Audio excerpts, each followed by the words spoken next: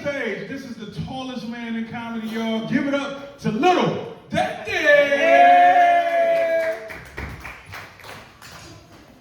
How y'all doing?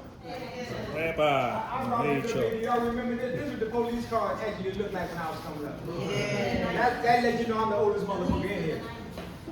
Yeah, you know, so people used to talk about me all the time, right? They say, who I'm going with this here? I had my man on the and it is fucked up. You know what I'm saying? So people talked about me when I hit rock bottom. And they say, look how the rock got me. Because I smoked crack from 1988 to 2017. What's up? 29 years. Yeah. I'm 70 years old, look good as a motherfucker. There you go. But I followed this girl to this house. I'm trying to get some pussy, right? Ooh. And when I get in there, I took one hit. I forgot what the fuck I came to the house for. Yeah, and I was stuck for 29 years. Right. From 1988 to 2017, I went from freebase smoking to crack smoking. Right. Man, I was so high, birds used to ask me for directions. Oh my God. Man, I ain't lying, I was so high that I called the police on myself, and they actually took me to jail. The next morning, I had to go to court, and the judge said, how do you plead? I said, not guilty. He said, can you explain the 27 cigarette lighters? I said, Your Honor, I was afraid of the dark. But y'all wouldn't believe me. I used to be 6'3". I smoked myself down to 5'2". But I've been sober, y'all, 7 years. Yeah. Matter of fact, the 30th of this month, it'll be 8 years sober for me. Hell yeah. So I had to go to this program, and they said, if you want to stay sober, you got to change your people, places, and things. Right. And the first thing you want to do is get rid of your drug dealer's phone number. Man, I ain't talked to my daughter since. Oh. But y'all laughing, but me and my daughter still ain't talking to this day. My daughter was my dealer. You know what I'm saying? But I ain't mad. I said, look, I ain't gonna come up short twice. You kind of look like this girl I seen at the club the other day. You smoke weed? Which one? Yeah, her, the one on the end. Oh, On the end, yeah. Cause you remember talking to me? I mean, I seen her outside, she was smoking weed, and I asked her was she addicted. She said, man, I got 6 kids. I said, ain't that you addicted? But evidently she was addicted to the dick. She got 6 kids. So I'm gonna tell you right now, I don't wear condoms no more. Yeah, because Black Lives Matter. The last time I wore a condom, I took it off. You can hear voices saying I can't breathe. Yeah. So I got a show coming up this Sunday. So I'm just trying to practice on some shit what I'm gonna do at the show. So how was y'all in school? Because when I was going to school back in my day, the teacher would ask you a little fucked up question. Like the teacher asked me one day, she said, what's the most important punctuation mark? And I said, the period. She said, can you explain? I said, well, I don't know, but when my sister misheard, my mom passed out. My dad got mad, and the next door neighbor moved out of town and never returned. So that leads me to where how women say that men are cheaters, 85% of men are cheaters, but that can't be true. Do y'all believe that?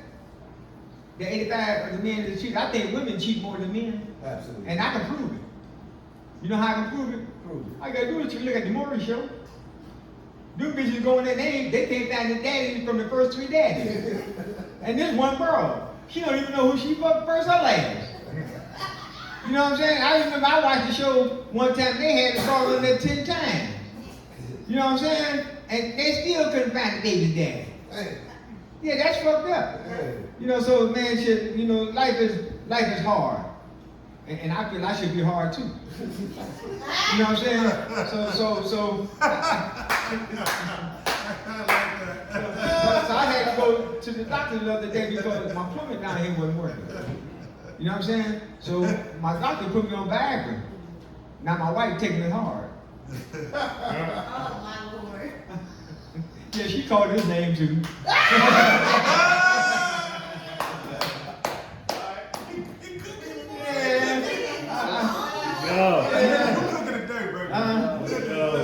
But I mean, it's a real thing. Like I said, I ain't gonna come up short twice. See, get you a fat man, he'll lay heavy and never go deep. See, you might not feel me on you, but you'll feel me in you.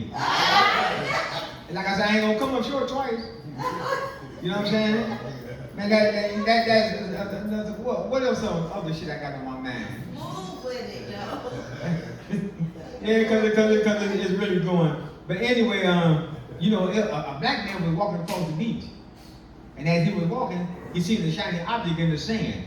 He reached down, he picks it up. It's a genie lamp. He rubbed the lamp and the genie comes out.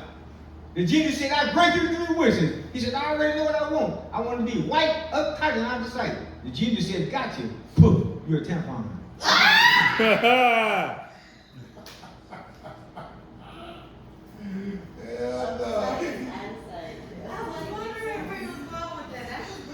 I was going with that.